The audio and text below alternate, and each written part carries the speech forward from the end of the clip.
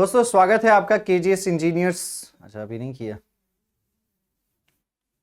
दोस्तों स्वागत है आपका केजीएस इंजीनियर्स यूट्यूब चैनल पर।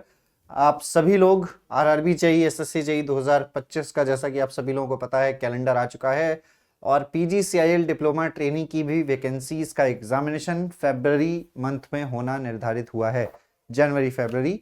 तो अप्रॉक्सीमेट ये मानकर चलेंगे फरवरी फर्स्ट वीक में पीजीसीआईएल डिप्लोमा ट्रेनिंग भी हो जाएगा। ऐसी उम्मीद है कि आपके आरआरबी जेईई सीबीटी 2 का एग्जामिनेशन भी फरवरी के एंड तक या फिर हो सकता है कि फरवरी मिड वीक में हो जाए, क्योंकि एज पर 2019 डेटा 2019 के हिसाब से देखें तो आरआरबी जेईई के सीबीटी 1 के रिजल्ट और सीबीटी 2 के एग्जामिनेशन में ज्यादा समय जो गैप है वो नहीं मिला था। तो यहाँ पर आप सभी लोगों को मैं बता देना चाहता हूँ कि इन सभी एग्जामिनेशन की प्रिपरेशन अगर आप कर रहे हैं तो आप अच्छे से करते रहिए, मेहनत करते रहिए, क्योंकि आने वाले समय में बहुत सारी अपॉर्चुनिटीज हैं जिसमें आप अपनी एक सीट पक्की कर सकते हैं। और हो सकता है अगर आपकी तैयारी अच्छी रही तो मल्टीपल एग्जामिनेशन में आपका सिलेक्शन हो सकता है और आपके पास ऑप्शन रहेगा कि आप कौन सी नौकरी लें या कौन सी नौकरी नहीं लें। तो इस प्रकार से आप सभी लोगों को यहाँ पर तैयारी करवाने के लिए मैं आपके सामने कुछ क्वेश्चंस की प्रैक्टिस लेकर कुछ क्वेश्चंस की प्रैक्टिस करवाने के लिए मैं हाजिर हो चुका हूँ।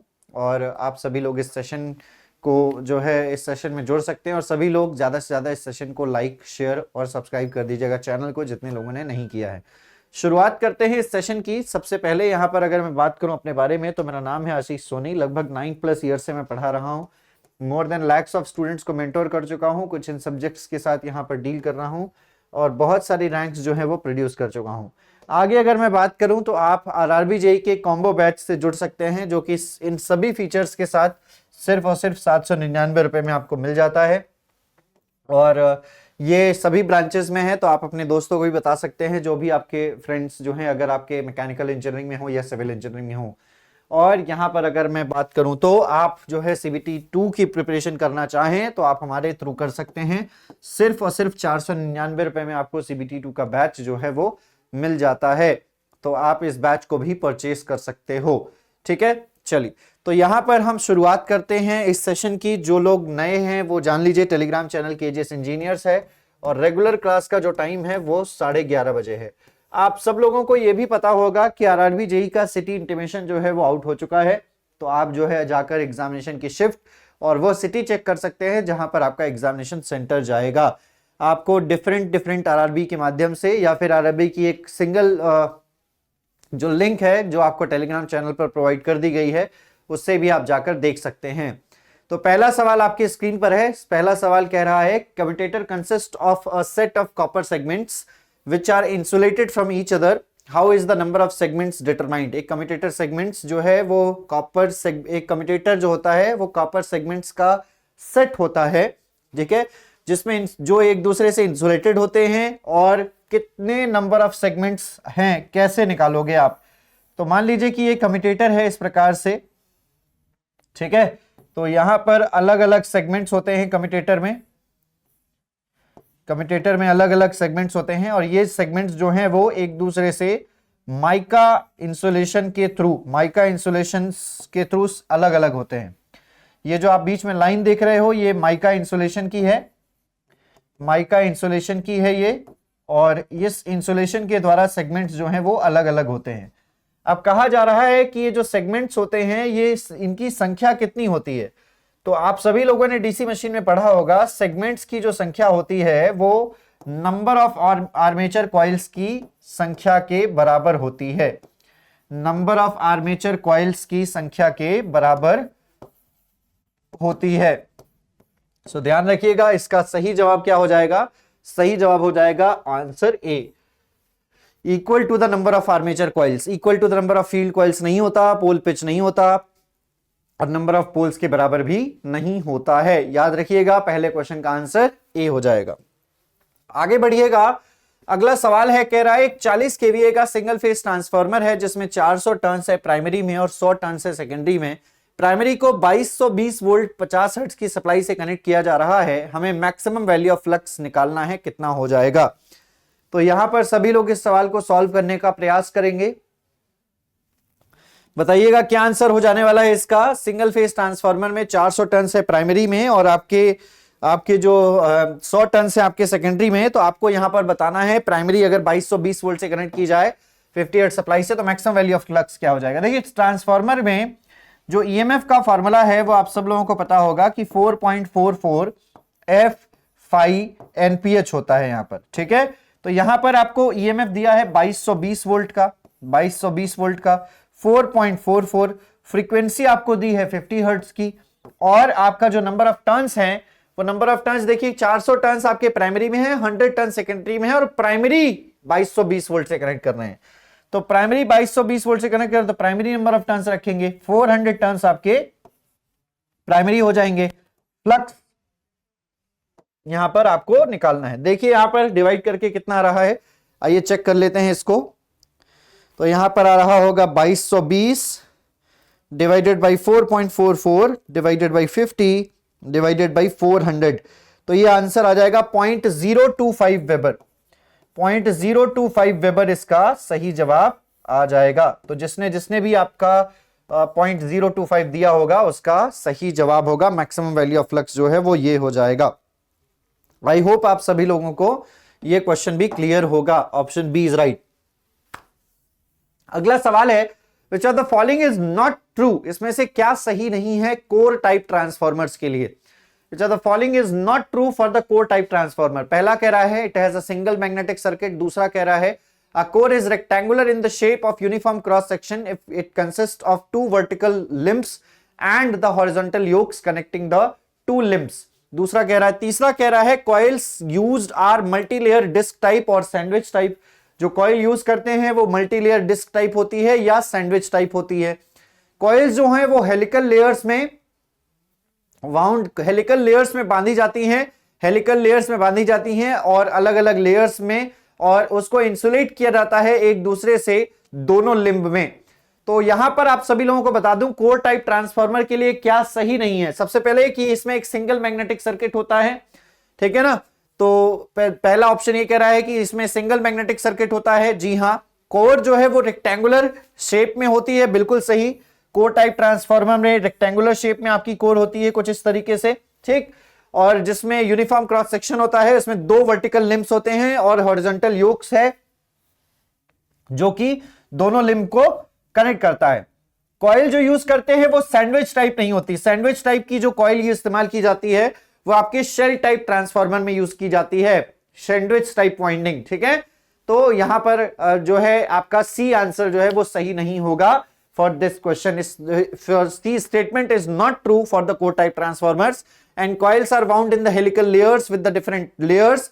हेलिकल लेयर्स में बांधी जाती है कॉइल, इस प्रकार से हेलिकल लेयर्स में बांधी जाती है। आपने देखा होगा जनरली जो इस प्रकार से जो है हेलिकल लेयर्स में बांधी जाती है, और हर एक जो लेयर होती है वो दूसरे लेयर से इंसुलेटेड होती है। इसके ऊपर एक टेप चढ़ाया जाता है, फिर उसके ऊपर जो है वो दूसरी लेयर चढ़ाई जाती है।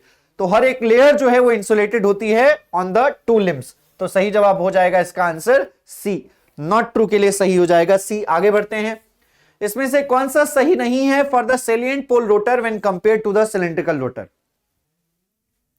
इसमें से कौन सा सही नहीं है सिलेंड्रिकल रोटर के, सेलिएंट पोल रोटर के लिए अगर हम सिलेंड्रिकल रोटर से कंपेयर करें, कौन सा सही नहीं है। पहला कह रहा है रोटर जो है स्पीड फ्लक्चुएशन, रोटर में स्पीड फ्लक्चुएशन का कारण होता है। सेलिएंट पोल के लिए सही है ये कि rotor causes speed fluctuation.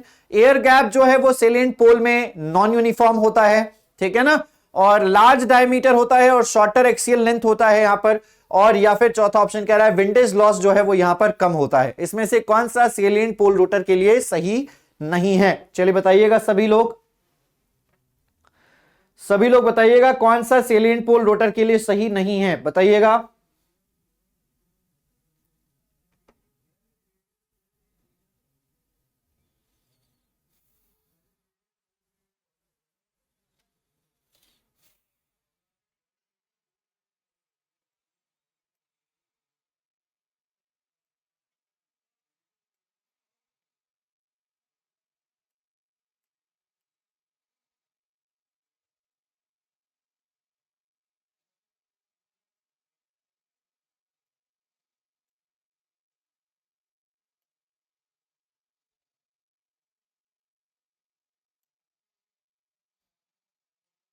Which of the following is not true for salient type rotor when compare to the cylindrical rotor? इसमें से क्या सही नहीं है सेलिएंट पोल रोटर के लिए जब उसको सिलेंड्रिकल रोटर में कंपेयर किया जाए? देखो, उसने कहा सेलिएंट, सेलिएंट का मतलब जो एयर गैप है वो नॉन यूनिफॉर्म तो है, इस तरीके से पोल्स जो हैं वो बाहर निकले हुए हैं, पोल्स जो है वो इस तरीके से बाहर निकले हुए हैं, ठीक है। और ऑब्वियस सी बात है कि जब नॉन यूनिफॉर्म एयर गैप है तो विंडेज लॉसेस, चूंकि एयर गैप अगर यूनिफॉर्म होता, ये स्टेटर है और ये रोटर है, एयर गैप अगर यूनिफॉर्म होता, एक जैसा एयर गैप होता, तो विंडेज लॉसेस जो हैं वो आपके लेस होते, कम होते, विंडेज लॉसेस कम होते, ठीक है। अब चूंकि अगर एयर गैप नॉन यूनिफॉर्म है तो विंडेज लॉसेस ही सबसे ज्यादा होंगे, विंडेज लॉसेस ही सबसे ज्यादा होंगे, लॉसेस सबसे ज्यादा होंगे, बढ़ेंगे विंडेज लॉसेस यहां पर एयर गैप के नॉन यूनिफॉर्म होने की वजह से। तो यही जो है वो सही नहीं होगा, D option is the right answer for not true. पहला कह रहा है रोटर कॉजेज स्पीड फ्लक्चुएशन, जी हां बिल्कुल सही है, इसमें रोटर में चूंकि पोल्स बाहर निकले हुए हैं तो स्पीड फ्लक्चुएशन होगा। एयर गैप जो है वो आपका नॉन यूनिफॉर्म है, सही है, लार्जर डायमीटर होता है और स्मॉलर एक्सियल लेंथ होती है, ये भी सही है, बट यहां पर विंडेज लॉसेस का कम होना गलत होगा, सही नहीं होगा। आगे बढ़िए, अगला सवाल है, कह रहा है which of the following is true for the single phase induction motor compare to the three phase induction motor? इसमें से क्या सही है सिंगल फेज इंडक्शन मोटर के लिए जब हम थ्री फेज इंडक्शन मोटर से कंपेयर कर रहे हैं? तो देखो, थ्री फेज इंडक्शन मोटर में स्टार्टिंग टॉर्क होता है ज्यादा, तो ये गलत होगा, सिंगल फेज के लिए पूछ रहा है वो।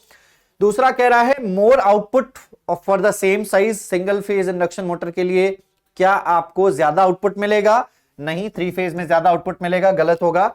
हायर एफिशिएंसी, आपको ज्यादा एफिशिएंसी मिलेगी थ्री फेज इंडक्शन मोटर में, या फिर आपको ज्यादा रिलायबिलिटी मिलेगी? चलिए बताइएगा, आपको दो ऑप्शन तो एलिमिनेट हो गए, बताइए ज्यादा एफिशिएंसी मिलेगी या ज्यादा रिलायबिलिटी मिलेगी? सिंगल फेज के लिए आपको ज्यादा सही क्या है? तो सिंगल फेज के लिए ज्यादा रिलायबिलिटी मिलेगी आपको थ्री फेज के कंपैरिजन में। थ्री फेज में रिलायबिलिटी काफी कम मिलती है, रिलायबिलिटी कम इसीलिए मिलती है क्योंकि ज्यादा फॉल्ट होने के चांसेस होते हैं, मल्टीपल वाइंडिंग्स हैं तो ज्यादा फॉल्ट होने के चांसेस होते हैं, और इसीलिए रिलायबिलिटी जो है वो थ्री फेज की कम हो जाती है सिंगल फेज के कंपैरिजन में।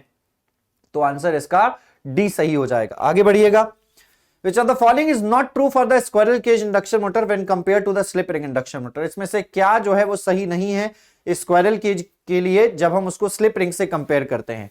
कंस्ट्रक्शन जो होता है वो बहुत ही सिंपल होता है, मेंटेनेंस बहुत कम चाहिए होता है, रोटर कॉपर लॉसेस बहुत कम होते हैं और हायर एफिशिएंसी होती है, और एक्सटर्नल रेजिस्टेंस की उपस्थित होने के कारण हायर स्टार्टिंग टॉर्क को प्राप्त किया जा सकता है। देखो, कहा जा रहा है कौन सा सही नहीं है स्क्वायरल केज के लिए, स्क्वायरल केज के लिए क्या सही नहीं है? तो स्क्वायरल केज के लिए सही यही नहीं है कि एक्सटर्नल रेजिस्टेंस उपस्थित होता है। भाई स्क्वायरल केज में कहां होता है एक्सटर्नल रेजिस्टेंस उपस्थित? स्क्वायरल केज में एक्सटर्नल रेजिस्टेंस तो उपस्थित होता ही नहीं है, हायर स्टार्टिंग टॉर्क आप प्राप्त नहीं कर सकते हैं आप इसमें, है ना? तो यहां पर ये सही नहीं होगा, करेक्ट ऑप्शन इसका हो जाएगा ऑप्शन नंबर डी। आगे बढ़िएगा, कंस्ट्रक्शन बहुत सिंपल होता है, सही है, लेस मेंटेनेंस की रिक्वायरमेंट होती है, सही है, और कॉपर लॉसेस कम होते हैं क्योंकि रेजिस्टेंस नहीं है, स्क्वायरल केज में कॉपर लॉसेस कम होंगे और इसलिए आपकी एफिशिएंसी इस पे ज्यादा होगी, ये भी सही है। आगे बढ़िएगा, इसमें से कौन सा स्टेटमेंट सही नहीं है सिंक्रोनस मोटर के लिए? अगला सवाल कह रहा है इसमें से कौन सा स्टेटमेंट सही नहीं है सिंक्रोनस मोटर के लिए, बताइएगा क्या आंसर हो जाएगा इसका। तो पहला कह रहा है speed remains constant from no load to full load, speed जो है वो कांस्टेंट रहेगी नो लोड से फुल लोड के लिए, स्पीड जो है वो कांस्टेंट रहेगी नो लोड से फुल लोड के लिए, और ये सही होगा। इसको ऑपरेट किया जा सकता है लैगिंग और लीडिंग में, ये भी सही होगा। एक्साइटेशन की रिक्वायरमेंट नहीं होगी रोटर के लिए, ये जो है गलत होगा, ये सही नहीं होगा, यानी कि सी ऑप्शन सही हो जाएगा अगर वो नॉट ट्रू पूछ रहा है, और सेल्फ स्टार्टिंग नहीं होती है, ये भी सही होगा। तो सही जवाब इसका ऑप्शन नंबर सी हो जाएगा, जिसने भी सी दिया होगा या सी सोचा होगा उसका सही होगा। चलिए आगे बढ़ते हैं अगले सवाल की तरफ। स्टेपिंग मोटर में 8 मेन पोल्स हैं, जिसमें जो कैशल्ड हैं उसमें हर एक पोल में 4 टीथ्स ईच कैशल्ड हैं, और रोटर जो है वो 40 टीथ का है। स्टेपिंग एंगल कितना हो जाएगा? चलिए फटाफट से एंगल कैलकुलेट कीजिएगा, स्टेपिंग एंगल कितना हो जाने वाला है, सभी लोग बताइएगा क्या आंसर हो जाएगा इसका। चलिए यहां पर अगर हम बात करें स्टेपिंग एंगल डेल्टा थीटा की बात कर रहा है, तो डेल्टा थीटा हो जाने वाला है एनएस माइनस में NR divided by NS into NR multiply by 360 degrees. 360 degrees. तो यहां से आप देखिए, यहां पर स्टेटर में आपके 8 मेन पोल्स हैं, 8 इंटू 4 32 हो जाएगा। रोटर में 40 टीथ हैं, तो आप इसको ऐसे भी लिख सकते हैं 40 माइनस में 32 डिवाइडेड बाई 40 इंटू 32, ये 32 है, sorry, so this one is 32, so 40 minus 32 divided by 40 into 32 multiply by 360 degrees। तो ये हो जाएगा आपका 8, ऊपर से 8 आ जाएगा, 8 से 4 बार चला जाएगा, 4 से 9 बार चला जाएगा, 90 डिग्री डिवाइडेड बाई 40 डिग्रीज, तो ये हो जाएगा 2.25 डिग्रीज। इसका सही जवाब आ जाएगा, आंसर ए हो जाएगा। तो जिसने जिसने भी ए दिया होगा या ए सोचा होगा उसका सही आंसर होगा। So those who have given A, they are right. Next आगे बढ़ते हैं, इसमें से कौन सा स्टेटमेंट सही है ई मॉसफेट के लिए, बताइएगा। इसमें से कौन सा स्टेटमेंट सही है ई मॉसफेट के लिए? पहला कह रहा है ई मॉसफेट ना ही कैपेबल है ऑपरेट करने के लिए एनहांसमेंट मोड में, ना ही डिप्लीशन मोड में। ये तो गलत है भाई, हैं? ई मॉसफेट जो है वो सिर्फ और सिर्फ एनहांसमेंट मोड में काम करने के लिए ही कैपेबल है, और ये सही है। एनहांसमेंट मोड में आपकी ड्रेन करंट जो है वो बढ़ती चली जाती है, जैसे जैसे आप VGS की वैल्यू जो है VGS की वैल्यू आप 0 करते हैं तो आपको मैक्सिमम ID जो है वो IDSS के बराबर मिलती है, और VGS की वैल्यू जब आप नेगेटिव में इंक्रीज करते हैं, -1 -2 -3 करते हैं, तो ड्रेन करंट घटती चली जाती है। तो ई मॉसफेट एनहांसमेंट मोड में ही ऑपरेट करेगा, और ये डिप्लीशन मोड में ऑपरेट नहीं करेगा, और ये ऑपरेट दोनों मोड में भी नहीं करेगा। सही जवाब ऑप्शन बी हो जाएगा। आगे बढ़िएगा अगले सवाल की तरफ। Which of the following is true for the spring control as controlling force for the measuring instrument? बताइएगा, सभी लोग आंसर कीजिएगा। Which of the following is true for the spring control as, ये as के बाद s क्या लिखा हुआ है, let me check. Which of the following is true for the spring control as a controlling force? ये as और लिखा हुआ है, ठीक है, as a controlling force. Which of the following is true for the spring control as a controlling force for measuring instruments? It can be used only in vertically mounted instruments. It is the instruments must be perfectly leveled. It is independent of the temperature variations, or since deflection is directly proportional to the current, it has a uniform scale. सभी लोग बताएंगे सही क्या है spring control के लिए। देखिए, spring control सिर्फ और सिर्फ आप वर्टिकल के लिए इस्तेमाल कर सकते हैं, ये गलत होगा भाई। वर्टिकल के लिए ग्रेविटी कंट्रोल्ड इंस्ट्रूमेंट्स का प्रयोग किया जाता है, ठीक है। और instruments perfectly level, must be perfectly level, ऐसा जरूरी नहीं है। क्या टेम्परेचर वेरिएशन से इंडिपेंडेंट होगा? नहीं, तो टेम्परेचर का ही तो प्रभाव पड़ेगा स्प्रिंग में। हाँ, स्प्रिंग कंट्रोल इंस्ट्रूमेंट्स में जो आपका डिफ्लेक्शन होता है वो directly proportional to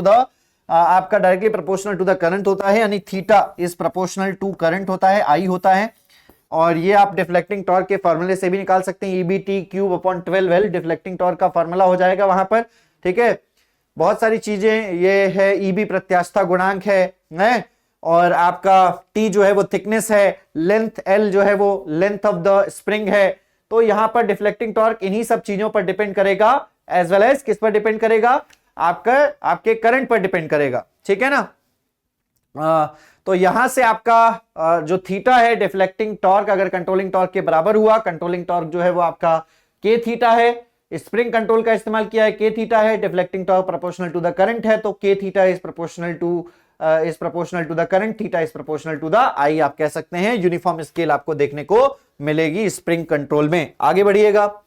moving coil instrument जिसका रेजिस्टेंस 15 ओम है, फुल स्केल डिफ्लेक्शन देता है 10 मिलीवोल्ट की वोल्टेज के साथ। इंस्ट्रूमेंट को यूज किया जा रहा है सीरीज मल्टीप्लायर के साथ ताकि रेंज को 1 वोल्ट पर बढ़ाया जा सके। आपको मल्टीप्लायर रेजिस्टेंस की वैल्यू बतानी है, कितनी हो जाएगी? आपको मल्टीप्लायर रेजिस्टेंस की वैल्यू बतानी है, कितनी हो जाएगी? तो सभी लोग देखिएगा, यहां पर आप मल्टीप्लायर रेजिस्टेंस, सीरीज रेजिस्टेंस पूछ रहे हैं। सीरीज रेजिस्टेंस बराबर होगा मीटर का रेजिस्टेंस और मल्टीप्लिसिटी फैक्टर -1। मीटर का रेजिस्टेंस 15 ओम है, मल्टीप्लिसिटी फैक्टर के लिए टोटल रेंज जहां तक लेकर जानी है वो 1 वोल्ट है, जहां तक वो रीड कर रहा था वो 10 मिली वोल्ट है, और माइनस में 1 हो जाएगा। ये ऊपर चला जाएगा, 1000/10 हो जाएगा, 100 हो जाएगा, 100 - 1 99 हो जाएगा। 15 × 99 करेंगे आप, आंसर आ जाएगा आपका। सो 15 × 99, अगर 100 करते तो 1500 होता, अगर 100 करते तो 1500 होगा, जाहिर सी बात है 1500 से कम होगा, लगभग 1485 ओम इसका सही जवाब हो जाएगा। तो जिसने भी आंसर सी दिया होगा उसका सही जवाब है। क्लियर? आगे बढ़ते हैं। इसमें से कौन सा लोड जो है उस cause a serious frictional error in an induction type single phase energy meter? इसमें से किस लोड के कारण फ्रिक्शनल एरर हो सकती है induction type single phase energy meter में? Induction type single phase energy meter में किस लोड के कारण सीरियस फ्रिक्शनल एरर हो सकती है? तो यहां पर आपकी सीरियस फ्रिक्शनल एरर हो सकती है लाइट लोड की वजह से। किसकी वजह से? लाइट लोड के कारण। लाइट लोड या नो लोड, कई बार नो लोड की स्थिति में भी आपका जो रोटेटिंग डिस्क है वो रोटेट करती रहती है, ओवर फ्रिक्शन कंपनसेशन हो जाता है, जिसको क्रीपिंग एरर भी कहा जाता है। ठीक है ना? तो लाइट लोड कंपनसेशन की एक टेक्निक है जिससे उसको दूर किया जाता है ना? तो यहां पर सही जवाब हो जाएगा ऑप्शन ए। आगे बढ़िएगा next. What is the term used for one complete to and fro motion? One complete to and fro motion, एक complete to and fro motion के लिए क्या इस्तेमाल किया जाएगा सिंपल हार्मोनिक मोशन में? One complete to and fro motion में उसमें कौन सा टर्म यूज किया जाएगा सिंपल हार्मोनिक मोशन में? एसएचएम आप शॉर्ट फॉर्म में कई बार पढ़ते हैं। एसएचएम में टू एंड फ्रो मोशन क्या होता है? टू एंड फ्रो मोशन भाई जैसे पेंडुलम टू एंड फ्रो इस तरीके से, तो इसको कहा जाता है ऑसिलेशन। क्या कहा जाता है इसको? ऑसिलेशन कहा जाता है। जैसे पेंडुलम होता है, पेंडुलम लटकाया जाता है तो वो इधर जाता है फिर इधर जाता है, तो टू एंड फ्रो मोशन होता है। तो सही जवाब हो जाएगा ऑप्शन डी। आगे बढ़िए। A body is thrown with a velocity of projection 98 meters per second at an angle of projection 45 degrees. Find the maximum height it can attain. वह मैक्सिमम हाइट जो इसको अटेन कर सकता है, बताइएगा क्या आंसर हो जाएगा जो ये अटेन कर सकता है? एक बॉडी को थ्रो किया जाता है ना? कितने प्रोजेक्शन से? कितने 98 मीटर्स पर सेकंड की वेलोसिटी से और 45 डिग्री पर फेंका जाता है। जैसे एक बॉल है मान लीजिए, तो एक बॉल को आप 45 डिग्री एंगल पर 98 मीटर्स पर सेकंड की वेलोसिटी से फेंकते हैं, तो वो कितनी हाइट अटेन करेगा? इसके लिए बहुत ही सिंपल सा फॉर्मूला है। जो हाइट का फॉर्मूला होता है वो होता है u square sine square theta upon 2g, ये फॉर्मूला होता है। और यहां पर u जो है वो वेलोसिटी है 98 मीटर्स पर सेकंड की, 98 इंटू 98 हो जाएगा। साइन स्क्वायर थीटा हो जाएगा, साइन 45 डिग्रीज का एंगल है, साइन स्क्वायर ऑफ 45 डिग्रीज हो जाएगा। और 2 इंटू जो ग्रेविटेशनल फोर्स होता है वो 9.8 मीटर्स पर सेकंड का होता है। इसको सॉल्व कीजिएगा, ये 10 टाइम्स जाएगा। फिर उसके बाद आपका जो है ये 49 हो जाएगा। 49 मल्टीप्लाई बाई 10 कर लीजिए इसको, ठीक है? 49 मल्टीप्लाई बाई 10 कर लीजिए और साइन स्क्वायर 45 1/2 हो जाएगा। इससे 5 बार ये कैंसिल हो जाएगा। ये हो जाएगा 5 9 45 हो जाएगा 5, और 4 जो है वो कैरी हो जाएगा, 5 4 20 और 4 24 हो जाएगा। 245 मीटर्स की जो हाइट है वो कैरी, दोस्तों 45 मीटर हाइट पर जो है वो बॉडी आपकी चली जाएगी। तो 245 मीटर की हाइट जो है वो अटेन कर लेगी, प्राप्त कर लेगी। तो सही जवाब हो जाएगा इसका आंसर सी। ये फॉर्मूला ध्यान रखिएगा, अच्छा सवाल था ये। तो सही जवाब हो जाएगा इसका ऑप्शन सी। आगे बढ़ते हैं। ट्रांसड्यूसर जो हॉल इफेक्ट कन्वर्ट करता है, हॉल इफेक्ट ट्रांसड्यूसर किस एक प्रकार की एनर्जी को दूसरे प्रकार की एनर्जी में कन्वर्ट करता है, ये बताना है आपको। तो transducer using hall effect convert करता है मैग्नेटिज्म को वोल्टेज में, मैग्नेटिक फ्लक्स का इस्तेमाल किया जाता है और उसको वोल्टेज में परिवर्तित करता है। सही जवाब हो जाएगा इसका option A. Hall effect transducer किस तरीके से काम करेगा? मान लीजिए एक मैग्नेटिक पोल है, नॉर्थ पोल और एक साउथ पोल। इस नॉर्थ पोल और साउथ पोल में आपने एक मान लीजिए कि सेमीकंडक्टर मटेरियल रखा, और वो सेमीकंडक्टर मटेरियल आपको जानना है कि वो कौन से प्रकार का है। तो वहां पर क्या किया जाता है, इसके दोनों एंड पर एक वोल्ट मीटर कनेक्ट कर दिया जाएगा इस प्रकार से। और आप जब मैग्नेटिक फील्ड के बीच में इसको रखोगे, और इसमें से कोई करंट फ्लो कराओगे, मान लीजिए इसको आपने कनेक्ट कर दिया, तो जब करंट फ्लो कराओगे इसमें, तो जो इलेक्ट्रॉन्स हैं वो सेपरेट हो जाएंगे। इलेक्ट्रॉन्स जो हैं वो एक तरफ एकत्रित हो जाएंगे, जिधर आपने बैटरी का पॉजिटिव साइड कनेक्ट करके रखा है, तो एकत्रित हो जाएंगे, इलेक्ट्रॉन्स उधर चले जाएंगे, है ना? या फिर आप ये कह लीजिए कि जब आप मैग्नेटिक फील्ड में पॉजिटिव चार्ज को रखते हैं तो उस पर जो लगने वाला फोर्स है वो फ्लेमिंग्स लेफ्ट हैंड रूल से निकाल सकते हैं, और नेगेटिव चार्ज में लगने वाला फोर्स जस्ट उसके ऑपोजिट होगा, ठीक है ना? जस्ट उसके ऑपोजिट होगा। तो मान लीजिए कि इलेक्ट्रॉन्स जो हैं वो सारे के सारे इधर चले गए, तो जब इलेक्ट्रॉन्स सारे के सारे इधर चले जाएंगे तो इधर का जो एरिया है वो पॉजिटिव चार्ज हो जाएगा, और जिधर सारे इलेक्ट्रॉन्स चले गए उधर का एरिया नेगेटिव चार्ज हो जाएगा, नेगेटिवली चार्ज हो जाएगा। और जहां आपके इलेक्ट्रॉन्स नहीं है वो एरिया पॉजिटिवली चार्ज हो जाएगा, और आप निकाल सकते हैं कि कितना वोल्टेज है। इसी को कहा जाता है हॉल वोल्टेज। तो यानी कि मैग्नेटिज्म को वोल्टेज में कन्वर्ट करता है ये आपका कौन सा transducer? Hall effect transducer. I hope कि आपको ये क्लियर हो गया होगा। ओके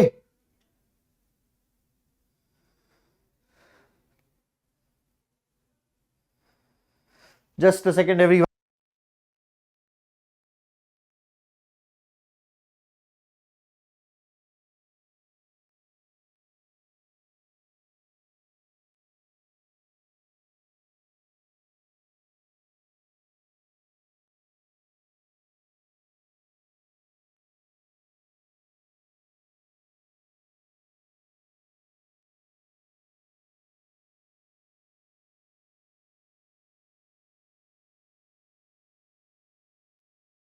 चलिए आगे बढ़ते हैं नेक्स्ट क्वेश्चन की तरफ। विच of the following characteristics is not desirable for the DC amplifier? इसमें से कौन सी कैरेक्टरिस्टिक्स डीसी एम्पलीफायर के लिए डिजायरेबल नहीं है, ये आपको बताना है।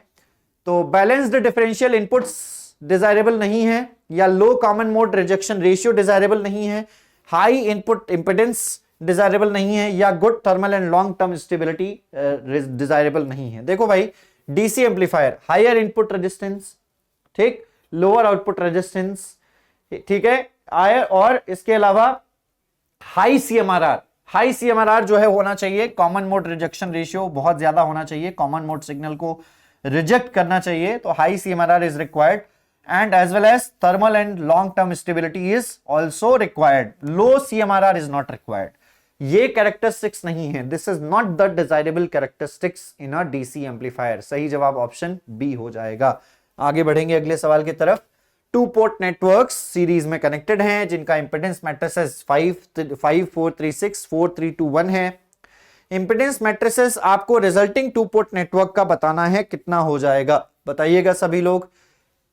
सभी लोग बताएंगे कि आपका जो इंपेडेंस मैट्रिसेस है रिजल्टिंग टू पोर्ट नेटवर्क का क्या हो जाएगा। तो आप सभी लोगों को ये मालूम हो या ना हो, मालूम हो तो अच्छा है, नहीं मालूम हो तो मैं बता देता हूं।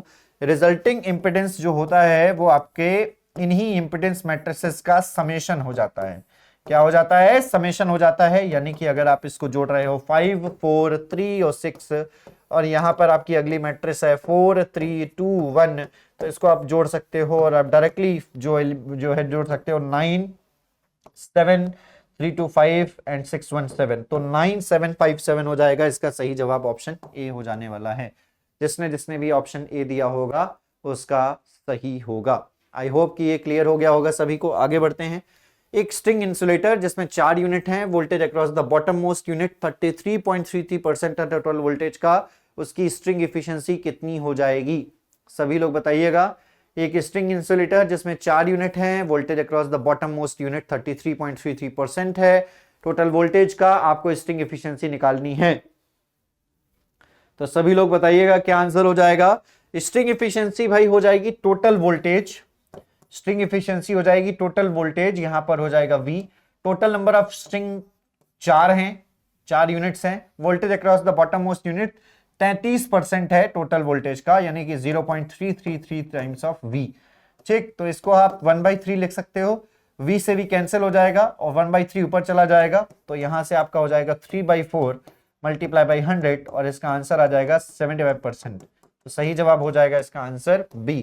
आगे बढ़ेंगे अगले सवाल की तरफ। सर्किट जो कन्वर्ट करता है एक प्रकार के डेटा को दूसरे प्रकार में, डेटा ऑफ वन टाइप, एक प्रकार के डेटा को दूसरे प्रकार में कन्वर्ट करता है, उस सर्किट को क्या कहा जाता है? एडर्स कहा जाता है, मल्टीप्लेक्सर्स कहा जाता है, फ्लिप फ्लॉप कहा जाता है, या कोड कन्वर्टर कहा जाता है? देखो, एडर का काम होता है ऐड करना, मल्टीप्लेक्सर का काम होता है बहुत सारे इनपुट सिग्नल्स को एक आउटपुट सिग्नल में कन्वर्ट करना, मल्टीप्लेक्सर का काम होता है। फ्लिप फ्लॉप का काम होता है स्टोर अ बिट, किसी एक बिट की इंफॉर्मेशन को स्टोर करना, है ना। और कोड कन्वर्टर्स का काम होता है एक प्रकार के डेटा को दूसरे प्रकार में कन्वर्ट करना। तो सही जवाब इसका हो जाएगा ऑप्शन डी। आगे बढ़ते हैं अगले सवाल की तरफ। वह एंगल जो कि सिंक्रोनसली रोटेटिंग स्टेटर फ्लक्स और रोटर पोल्स के बीच में होता है सिंक्रोनस मोटर में, उस एंगल को क्या कहा जाता है? Synchronously rotating stator flux, synchronously rotating stator flux और रोटर पोल्स के बीच में। तो यहां पर आप सभी लोगों को पता होगा, मैंने कई बार ये डायग्राम बनाकर समझाया है ये, ठीक है।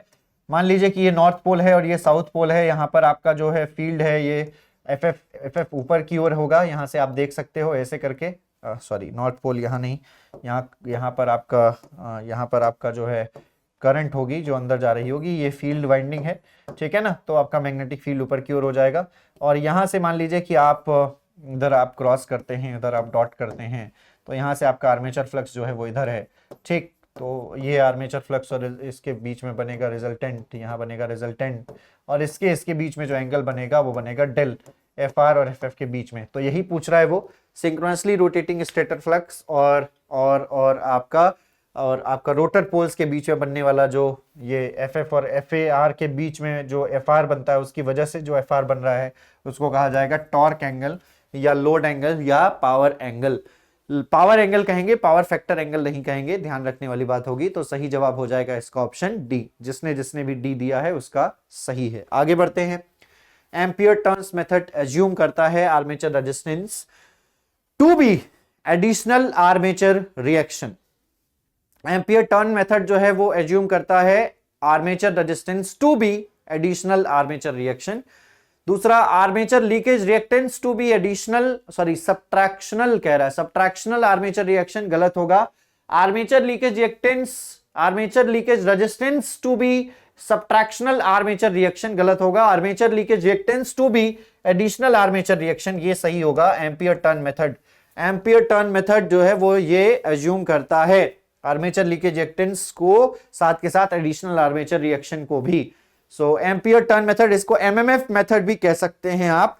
एमएमएफ मेथड में सारे प्रकार की ईएमएफ को उसके रिस्पेक्टिव एमएमएफ में कन्वर्ट कर लिया जाता है, और इससे जो मिलने वाला वोल्टेज रेगुलेशन है वो आपके एक्चुअल वैल्यू से काफी कम आता है, और ये जो है बेटर मेथड है। लेकिन इसमें फिर हमने और भी एडिशनली बहुत सारे इंप्लीमेंट किए, और हमने इस्तेमाल किया अमेरिकन स्टैंडर्ड एसोसिएशन मेथड का, ठीक है ना, जिसमें हमने ZPFC और MMF मेथड दोनों के एडवांटेजेस लिए, और उसको ही आज के समय में मॉडर्न अल्टरनेटर्स में यूज किया जाता है to calculate the voltage regulation. चलिए, सही जवाब होगा इसका ऑप्शन डी। आगे बढ़ते हैं। What is the energy stored in the magnetic field if 5 amperes current in the coil has a constant inductance of 50 Henrys and grows at a uniform rate. सभी लोग बताइएगा क्या आंसर हो जाने वाला है इसका।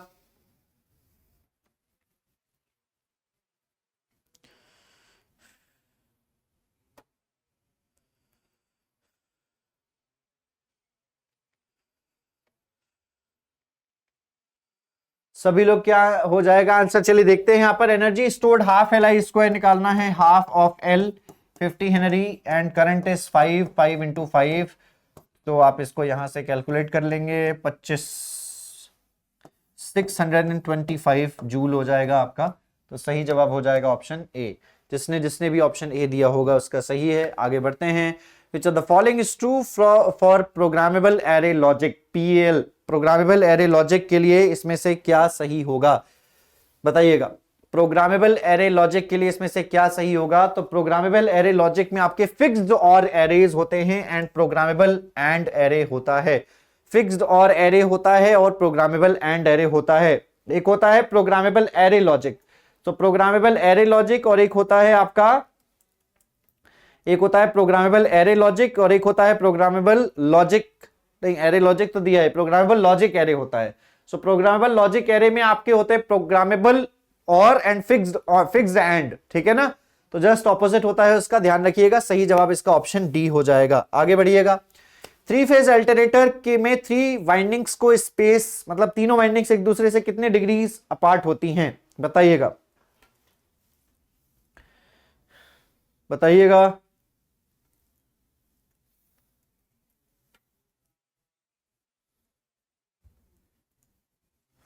तो यहां पर 3 फेज अल्टरनेटर में तीनों वाइंडिंग्स एक दूसरे से 120 डिग्री अपार्ट होती हैं, 120 इलेक्ट्रिकल डिग्रीज अपार्ट होती हैं तीनों वाइंडिंग्स, याद रखने वाली बात है। सही जवाब यहां पर, जैसे ये आर फेज हो गया, ये वाई फेज हो गया, ये बी फेज हो गया, ठीक। सो तीनों वाइंडिंग्स एक दूसरे से 120 डिग्रीज इलेक्ट्रिकल डिग्रीज अपार्ट होती हैं, 120 इलेक्ट्रिकल डिग्रीज अपार्ट होती हैं। सही जवाब ऑप्शन डी हो जाने वाला है। आगे बढ़ेंगे अगले सवाल की तरफ। क्यू मीटर में circuit is tuned to resonate, circuit is tuned to resonate either by varying the frequency of oscillator or by varying the resonating capacitor। Only by varying the shunt resistance, always by varying the resonating capacitor, और always by varying the frequency. बिल्कुल गलत है, सही जवाब है option A यहां पर, बाकी सारे गलत हैं। फ्रीक्वेंसी ऑफ ऑसिलेटर को या फिर वेरी करके आप रेजोनेट कर सकते हैं, क्योंकि वहां पर डिस्ट्रीब्यूटेड कैपेसिटेंस निकालते हैं जब इस प्रकार के सर्किट होता है, इस प्रकार का सर्किट होता है, ठीक है। और यहां पर हम टेस्ट कैपेसिटर लगाते हैं जिसकी वैल्यू कैलकुलेट की जाती है, इन टर्मिनल्स पर लगाते हैं जिसकी वैल्यू कैलकुलेट की जाती है, ठीक। ये एक प्रैक्टिकल क्यू मीटर का उदाहरण है। तो यहां पर फ्रीक्वेंसी को भी वेरी किया जाता है ऑसिलेटर की, या फिर रेजोनेटिंग कैपेसिटर को वेरी किया जाता है, और आप डिस्ट्रीब्यूटेड कैपेसिटेंस जो है वो कैलकुलेट करते हैं। तो यहां पर ध्यान रखिएगा, सही जवाब ये देखिए ऑसिलेटर है, ऑसिलेटर की फ्रीक्वेंसी या फिर रेजोनेटिंग कैपेसिटर को वेरी करके जो ट्यून्ड फ्रीक्वेंसी है वो आप प्राप्त करते हैं। तो सही जवाब होगा ऑप्शन ए। आगे बढ़ते हैं, bubble in the universal gate symbol. Universal gate symbol में जो बबल्ड होते हैं उसका क्या मतलब है? शोज द डैश गेट, कौन सा गेट शो करता है? यूनिवर्सल गेट्स है नैंड एंड नॉर, ये आपका नैंड गेट हो गया और ये आपका नॉर गेट हो गया।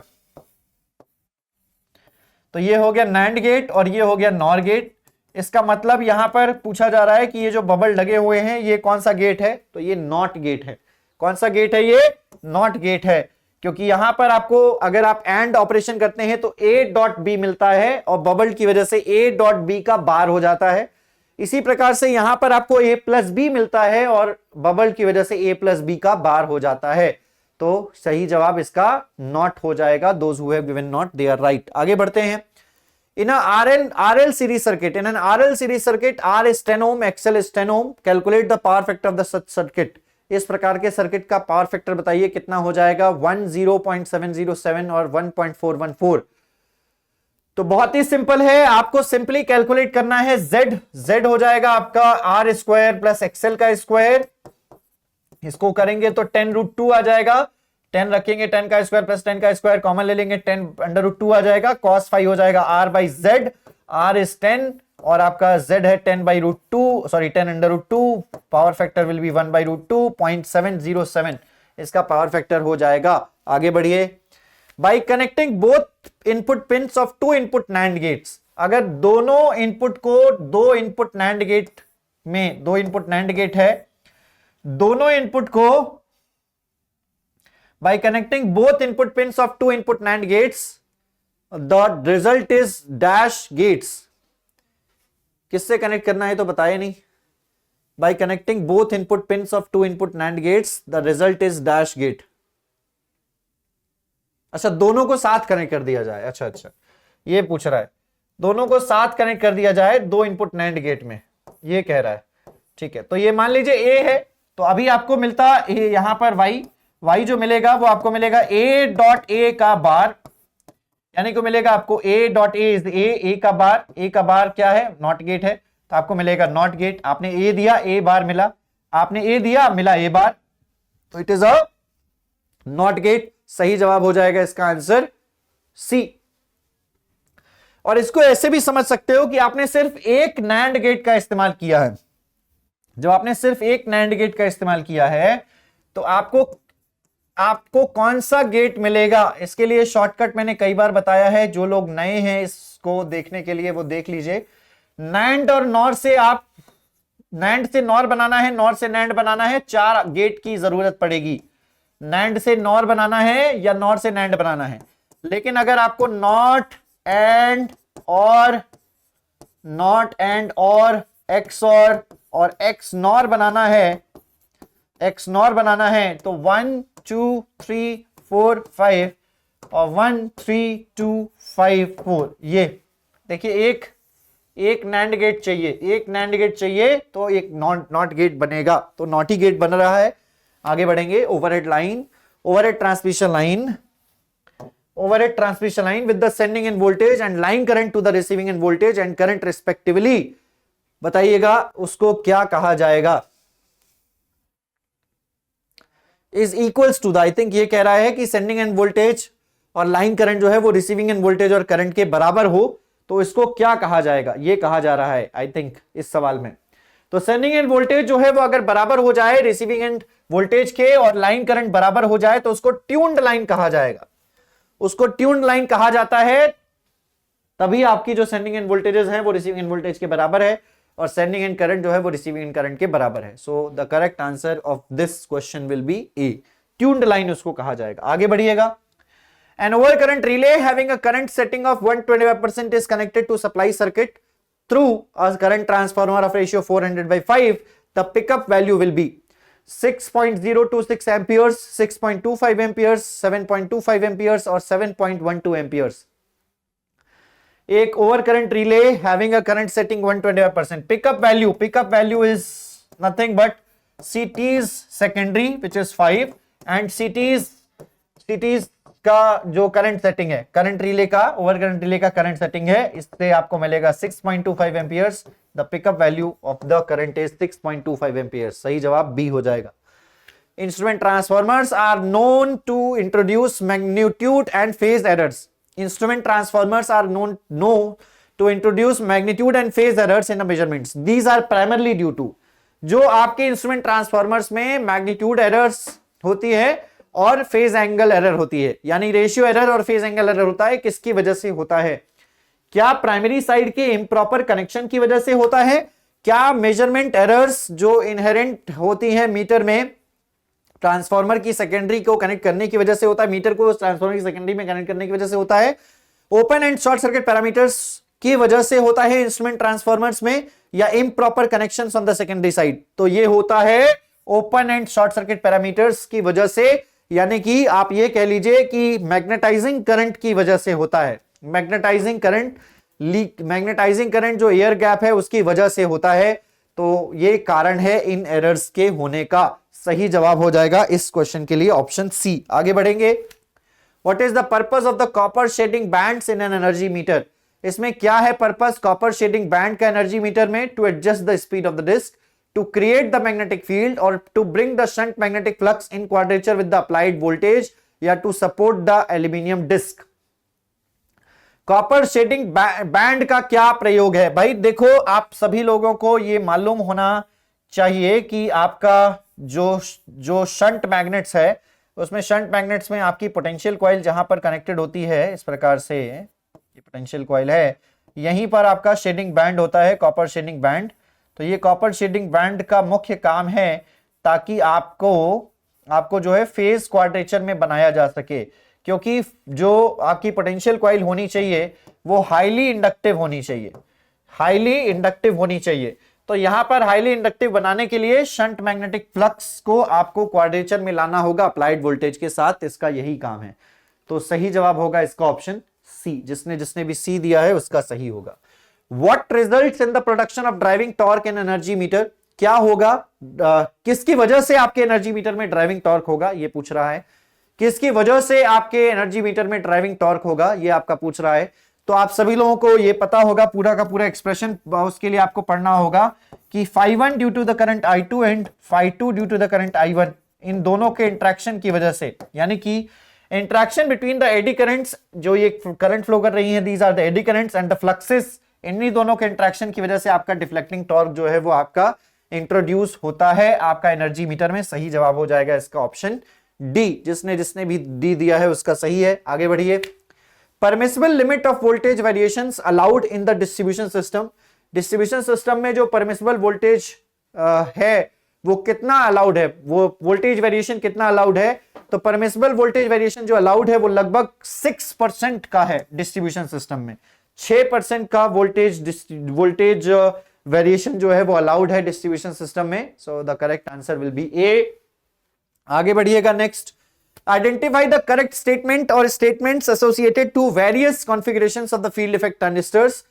फील्ड इफेक्ट ट्रांजिस्टर के जो कॉन्फ़िगरेशंस हैं उनके लिए कौन सा स्टेटमेंट सही है या कौन से स्टेटमेंट्स सही है? पहला, source follower configuration has high input impedance. देखिए, सोर्स फॉलोअर को आप ऐसे समझ सकते हैं, बीजेटी से कंपेयर जब आप करेंगे तो बीजेटी में आपका इसको कहा जाता है emitter follower, emitter collector and base.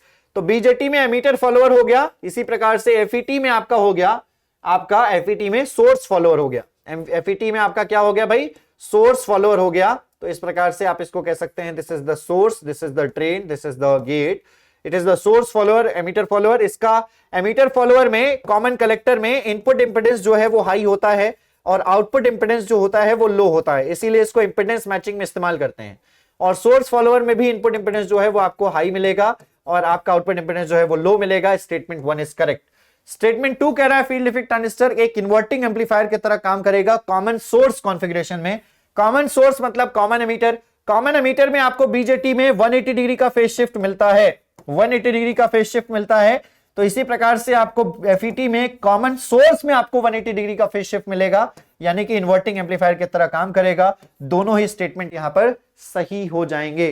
तो जिसने जिसने भी ऑप्शन ए दिया होगा उसका सही है। आगे बढ़िएगा। यहां पर आपको यूटिलाइजेशन फैक्टर निकालना है प्लांट का, जिसमें क्रोनोलॉजिकल लोड कर्व का इस्तेमाल करना है। ये क्रोनोलॉजिकल लोड कर्व है और यहां पर आपको इंस्टॉल्ड कैपेसिटी 120 मेगावाट जो है वो गिवन है। इंस्टॉल्ड कैपेसिटी 120 मेगावाट गिवन है आपको। यहां पर आपको क्लियर फिगर आई थिंक नहीं दिख रहा हो तो चलिए मैं लिख देता हूं। दिस वन इज 100, ये 100 है, ये 80 है, ये 60 है, ये 40 है, ये 20 है, ये 5 AM है, ये 5 AM है, ये 9 AM है, यहां पर ये 6 PM है, उसके बाद ये 10 PM है और उसके बाद ये 12 PM है। अब निकाल सकते हैं आप, आपको बताना है यूटिलाइजेशन फैक्टर क्या होगा। चलिए वीडियो को पॉज करके जरूर कीजिएगा। यूटिलाइजेशन फैक्टर हो जाएगा आपका maximum connected maximum load. Connected maximum load 100 megawatt का है, देख सकते हो आप 100 मेगावाट का कनेक्टेड मैक्सिमम लोड है। और ये जो लोड है ये 4 घंटे के लिए है, शाम के 6 बजे से लेकर रात के 10 बजे तक है, 4 घंटे के लिए है। लेकिन आप 120 मेगावाट का इस्तेमाल कर सकते थे, as per the installed capacity 120 megawatt का इस्तेमाल कर सकते थे 4 घंटे के लिए। तो ये हो जाएगा 400 by 480 और इसको आप सॉल्व करेंगे, I think you will get 0.833। तो सही जवाब इसका ऑप्शन आ जाएगा डी। जिसने जिसने भी ऑप्शन डी दिया होगा उसका सही है। उम्मीद करते हैं कि यह सवाल आपको समझ में आया होगा। आगे बढ़ते हैं। DC motor draws an input power of 1000 watts from the power supply. The armature copper losses are measured to be 50 watts and the core losses are 30 watts. Calculate the total loss in a DC motors and its efficiency. चलिए तो करने का प्रयास कीजिएगा सारे लोग। DC motor एक input power 1000 वाट को ड्रॉ करता है, ठीक है, और कहा जा रहा है power supply armature copper losses जो है 50 वाट है। टोटल लॉसेस आपके हो जाएंगे 50 प्लस 30 80 वाट हो जाएंगे आपके टोटल लॉसेस। और आपका जो परसेंटेज एफिशिएंसी हो जाएगी वो 1000 वाट आपका आउटपुट पावर है, divided by 1000 plus total losses आपके 80 हो जाएंगे।